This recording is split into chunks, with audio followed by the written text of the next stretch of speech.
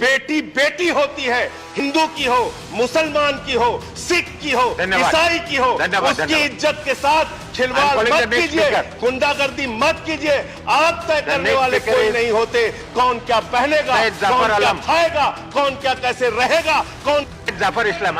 ये 80 और 20 में हिंदुस्तान को बांटना बंद करो, गरीब बच्चों के फीस पे चर्चा करो। खाओ डिजिटल, गाओ डिजिटल, देश का बैंड बजाओ डिजिटल, रुपया डिजिटल, बैंक भी डिजिटल और सेना का टैंक भी डिजिटल।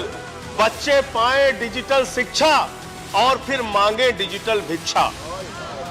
बच्चे पाए डिजिटल शिक्षा और फिर मांगे डिजिटल भिक्षा।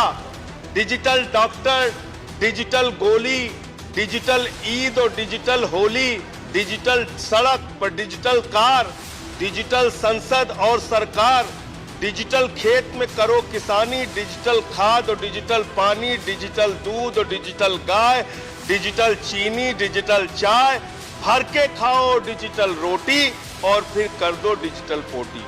ये इस बजट के बारे में एक कवि की प्रतिक्रिया है मान्यवर। और जो इस सरकार के दावे हैं अब उस पर थोड़ी बात कर लेते हैं मान्यवर। इन्होंने कहा है कि 60 लाख नौकरियां देंगे। मैं पूछना चाहता हूं, आपने तो स्वयं स्वीकार कर लिया, पहले तो आप 2-2 करोड़ करके लोगों को मूर्ख बनाते रहे और अब आप खुद स्वीकार कर रहे हैं कि 2 करोड़ आपके बस की नहीं है। अब आप 60 लाख नौकरियां देने की बात कह रहे हैं। और आप नौकरियां कैसे दे रहे हैं नौजवानों को मान्यवर?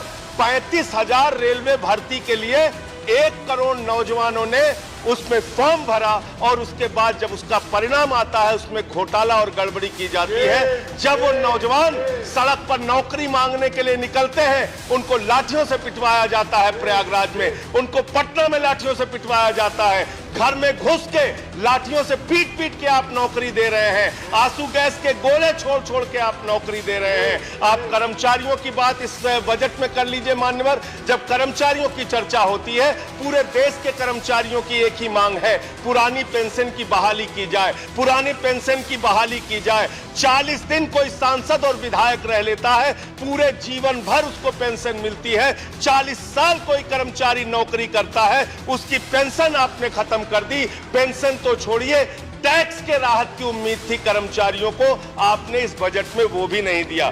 इसके साथ साथ मान्यवर आपने इस बजट में किया क्या है? 22 तक सबको घर देने की आपकी योजना थी। वो 22 तक घर देने की योजना भी पूरी तरीके से जमीन पर उतर के नहीं आई, वो भी फेल साबित हुई। जब आपसे पूछा जाता है सरकार की उपलब्धि क्या है, सरकार की आमदनी क्या है, आप सीना ठोक के कहते हैं अरे हमने तो आमदनी बढ़ा दी, देश का एयरपोर्ट बेच दिया। फिर आपसे पूछा जाता है कुछ आमदनी बढ़ी क्या सरकार की, कहते हैं हाँ बिल्कुल बढ़ा दी, steel authority of India limited बेच दिया, कोल इंडिया बेच दिया, बीपीसीएल बेच दिया, LIC बेच दिया, बैंक बेच दिया, पोर्ट बेच दिया, सब कुछ बेचने का काम किया।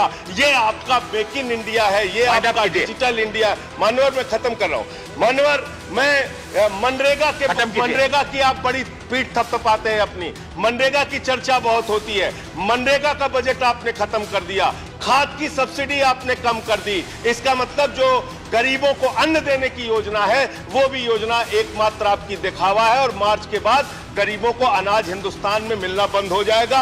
अंत में आपके माध्यम से एक ही सरकार से अनुरोध करना चाहूंगा कि अपना ध्यान देश की तरक्की पर लगाइए, देश को आगे बढ़ाने पर लगाइए। बेटी बेटी होती है, हिंदू की हो, मुसलमान की हो, सिख की हो, ईसाई की हो, उसकी इज्जत के साथ खिलवाड़ मत कीजिए, गुंडागर्दी मत कीजिए। आप तय करने वाले कोई नहीं होते कौन क्या पहनेगा, कौन क्या खाएगा, कौन क्या कैसे रहेगा, कौन Jafar Islam. I am sorry. और जब महामहिम राष्ट्रपति का भाषण करवाते हैं तो आप श्रेष्ठ भारत, एक भारत, सबका साथ, सबका विकास और अमृत महोत्सव की चर्चा करते हैं। मान्यवर मैं बड़ी विनम्रता पूर्वक आपके सामने सरकार से पूछना चाहता हूं, आप देश के महापुरुषों को याद कर रहे हैं, बहुत अच्छी बात है, याद कीजिए। लेकिन आजादी के 75वें अमृत महोत्सव में, आजादी के 75 वर्ष पूरे होने पर अगर महामहिम राष्ट्रपति के भाषण में गांधी जी की भी चर्चा कर देते तो आपको शर्मिंदा होना पड़ता, आपका सर शर्म से झुक जाता। अहिंसा के पुजारी राष्ट्रपिता महात्मा गांधी को धर्म संसद बुलाकर उत्तराखंड में अपमानित किया जाता है मान्यवर, मध्य प्रदेश में अपमानित किया जाता है मान्यवर, छत्तीसगढ़ में अपमानित किया जाता है मान्यवर। मैं कहना चाहता हूं, अगर यह सरकार गोडसे की विचारधारा पर चल रही है तो मुझे कुछ नहीं कहना, लेकिन अगर गांधी के प्रति जरा भी सम्मान है तो उन लोगों के खिलाफ मुकदमे दर्ज करके उनको जेल के सीखचों के पीछे डालना चाहिए। यह राष्ट्रद्रोह है मान्यवर। बापू का अपमान हो रहा है। दुनिया के किसी देश में चले जाइए, आप कहते हैं हम भारत से आए, लोग कहते हैं गांधी जी के देश से आए। उस महात्मा गांधी का अपमान इस देश में हो रहा है मान्यवर, आजादी के 75वें साल में, और सरकार खामोश, प्रधानमंत्री जी खामोश, कोई उसकी चर्चा नहीं करते, क्योंकि कहीं ना कहीं भारतीय जनता पार्टी जिस विचारधारा से आती है वो विचारधारा गोडसे को महिमा मंडित करने की विचारधारा है, गांधी के विपरीत काम करने वाली विचारधारा। दूसरी बात मान्यवर, सबका साथ सबका विकास का जिक्र किया गया। एक तरफ आप सबका साथ सबका विकास का जिक्र करते हैं, दूसरे तरफ आपके नेता उत्तर प्रदेश के मुख्यमंत्री कहते हैं, आदित्यनाथ जी भाषण देते हैं, यूपी का चुनाव 80 और 20 पर होगा, 80 और 20 पर होगा। ये 80 और 20 क्या है?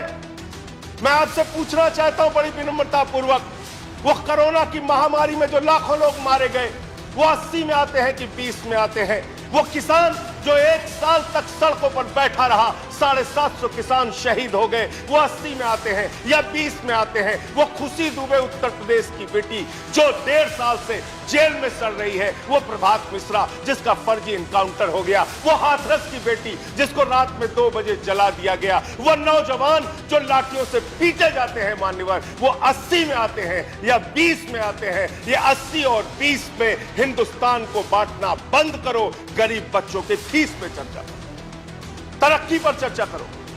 आप किस ओर हिंदुस्तान को लेकर जाना चाहते हैं? क्या आप करना चाहते हैं?